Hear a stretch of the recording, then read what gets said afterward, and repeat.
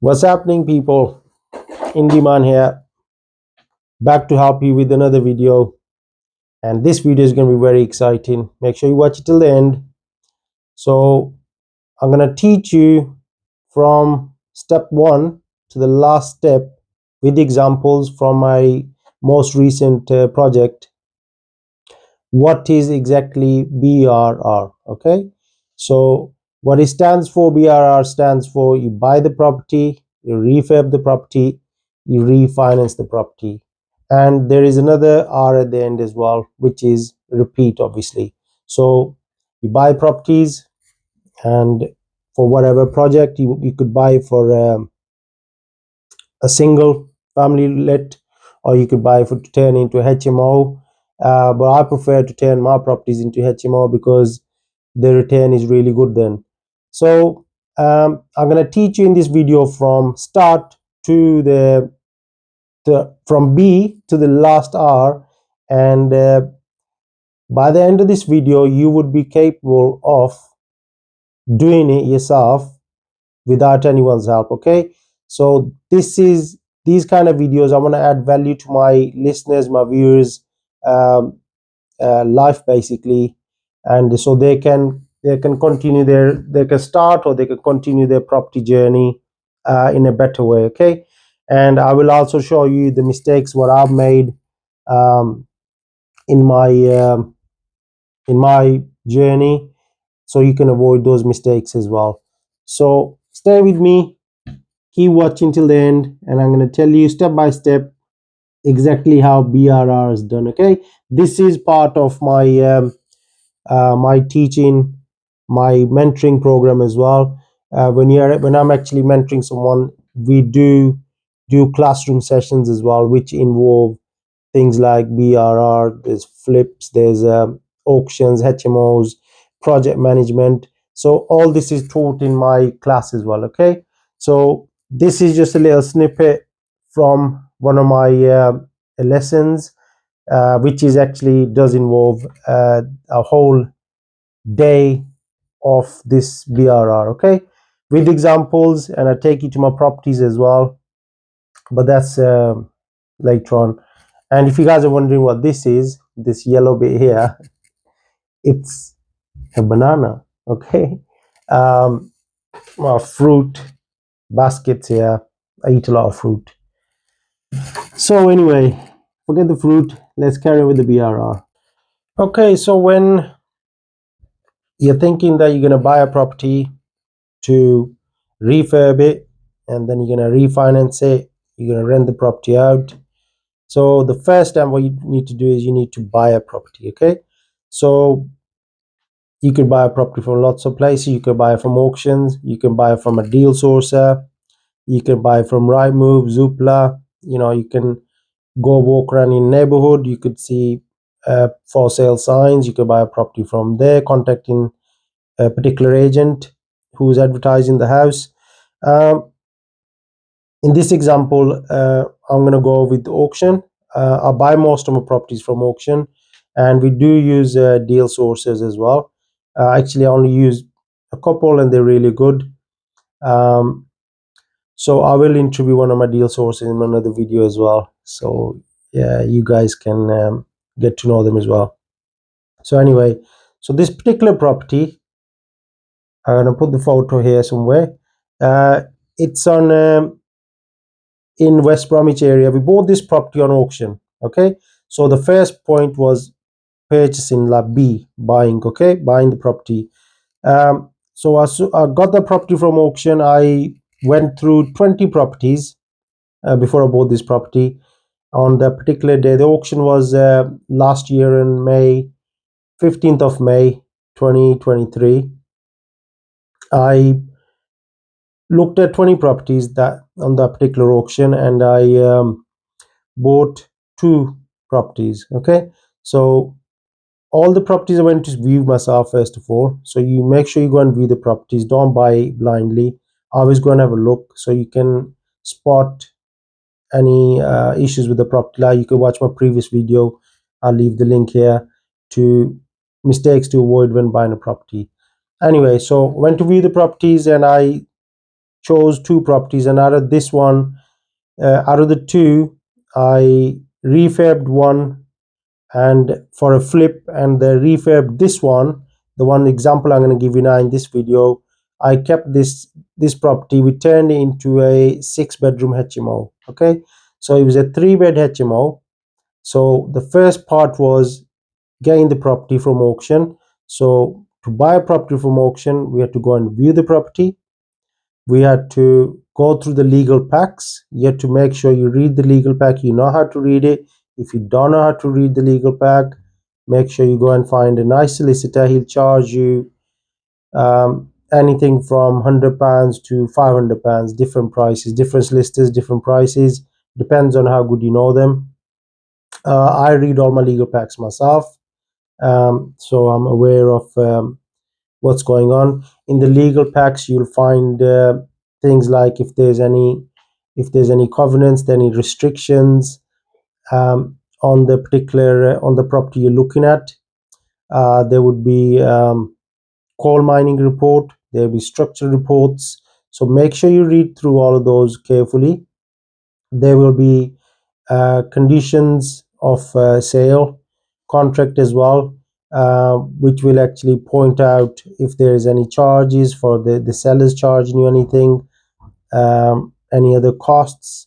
So make sure you read it properly, and so you're aware of everything. Okay, so that's a part of B, buying BRR. Okay, so you've viewed your property, you've read your legal pack, then you got to do your due diligence as well. You got to make sure that your property fits the purpose. You got to make sure that your property you're buying is in an area where there's a high rental demand, uh, turning into a HMO or whatever strategy you're using for that particular property. Make sure the demand is there. Okay, so the more data you can collect, more data you got, more data you can kind of go through, the more knowledge you're going to have about the area, about the property. So make sure your due diligence is done really, really in depth. Okay, because you don't want to end up with buying a property which is not fit for purpose at the end. Okay, you realize later on down the line you bought the property, but now you can't do what you want to do with the property. Then you have to go with plan B or plan C. There is always good to have plan B and C, but it's always nice if the plan A works. Okay, plan A works, you kind of it gives you confidence, a massive boost as well. And then I know in real life sometimes things go wrong. We make mistakes. I made a mistake last year as well, but the thing is that you don't want to dwell on it. You want to move on. Some people give up things. Some people think, oh, that's it, I've made a mistake, I'm not going to do this anymore. Don't do that. If you do your due diligence properly, most of the time you will not make mistakes, but things do go wrong sometimes. But don't dwell on that mistake. Use that as a learning curve. Okay, which I do. I make mistakes. I put my hands up. I always do. Things happen, things go wrong in a day. Sometimes 2 3 things go wrong, but the thing is, I'm not going to sit there and cry over it. I'm not going to be scared of, all I'm going to do is I'm going to learn from it, move on, try not to make that mistake again. Okay, so anyway, so you bought the property, you've seen the property, you've done your due diligence, you've read your legal packs, especially if you're buying from auction, I'm talking here. So then what's the next step? Now the next step is going to be, you got to find a decent broker who can get you a mortgage. In case of buying from auction, you're going to need bridge finance. We do provide bridge finance as well, by the way. So if you need any refinance finance needs, come to me and I will sort it out for you. Okay, I will interview my partner in the my brokerage business as well. So we'll sit down. I'll interview her. Her name's Jessica, and I will take you through. She will actually guide you through all the ins and outs of bridge finance, normal mortgages, remortgages, and everything else related to financing. Okay, so you need to find a decent broker. So you can come to us, and then your broker will help you, trying to get you a best interest rate possible, and in a fast as possible way. Okay. And obviously with auction, some auctions they give you 4 weeks completion, or some give you 6 weeks completion, and all that is in your conditions as well. So make sure you read everything carefully. So after you got your finance from the broker's got the finance sorted out, unless you're buying cash. Then what's your next step? Your next step is that you need to make sure that the property you're buying is fit for purpose and is structurally sound. Obviously, you'll do all that in your due diligence anyway. So then what we done after that, we had to, because it's going to be it's a residential house what we bought, and we had to change the use. Okay. So from a C3 you had to go to a C4. C4 is a classification of a HMO. Okay. Like different classifications for different hotels is different. Normal residential properties C3, and but we wanted a C4. So then what we had to do, I had to get in touch with my architect. My architect's really good as well. We always use one architect based in Jewellery Quarter in Birmingham. Very good architect. Get in touch with the architect, and then you have to get the plans drawn up, and then you have to submit them to the local authorities for the change of use. Okay. So from C3 to C4. You have to get it's called the certificate of lawfulness of use. Once you got that certificate, then you can actually get your building regs in, everything in. So we had to do a dormer extension on this property. The photos are here. So we've done the dormer extension on the property because we had to turn it from 3-bed to a 6-bed. Okay.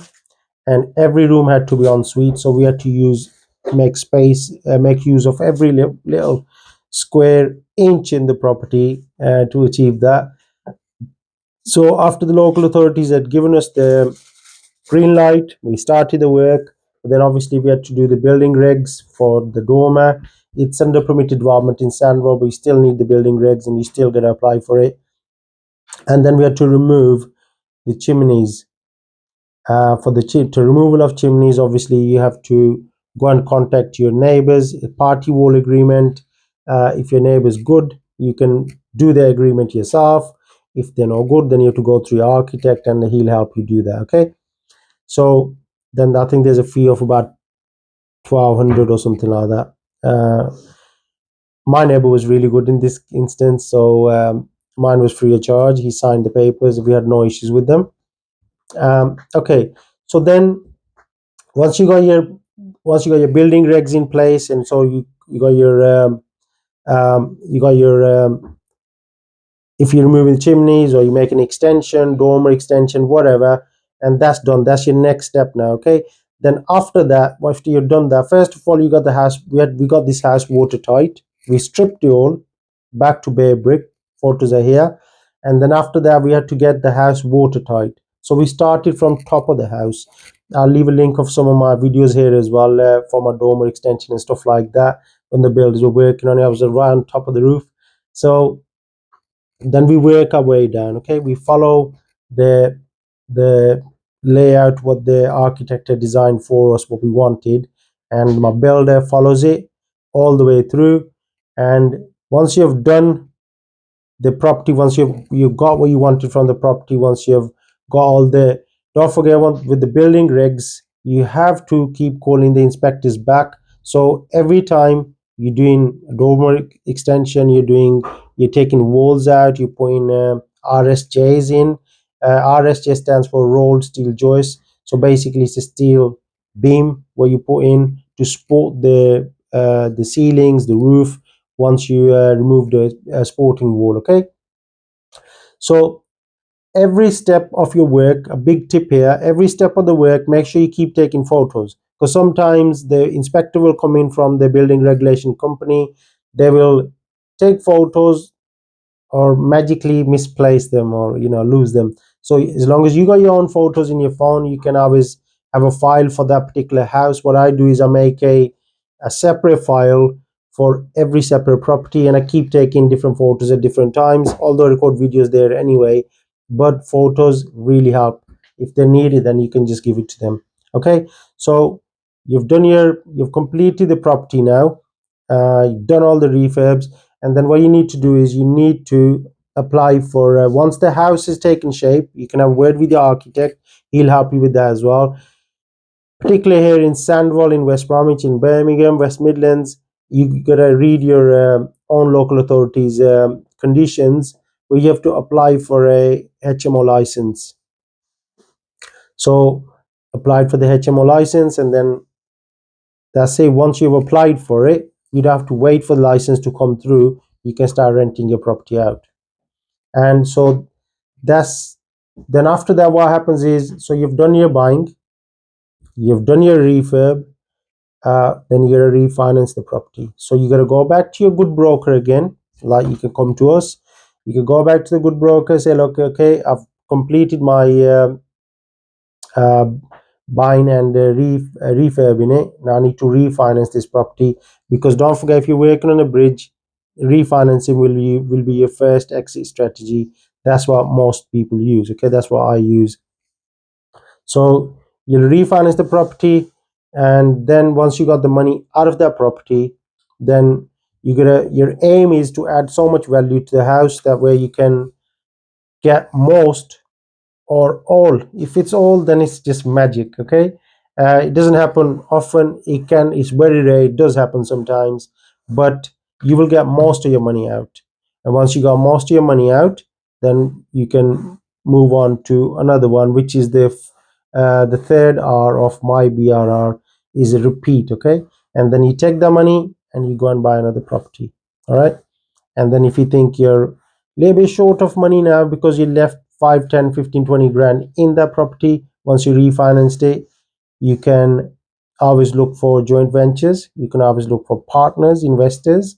There's lots of people out there who will actually give you money to do what they can't do. Okay, so I hope this video has taught you what exactly happens in a BRR, and how you can actually buy a property, turn it into something where you want to, and then refinance and get your money out. So that's a lesson for BRR. Keep watching, keep learning, keep working on yourself. Remember, invest in yourself. That's the only way you can succeed in life. Keep working hard. God bless you all. Peace out.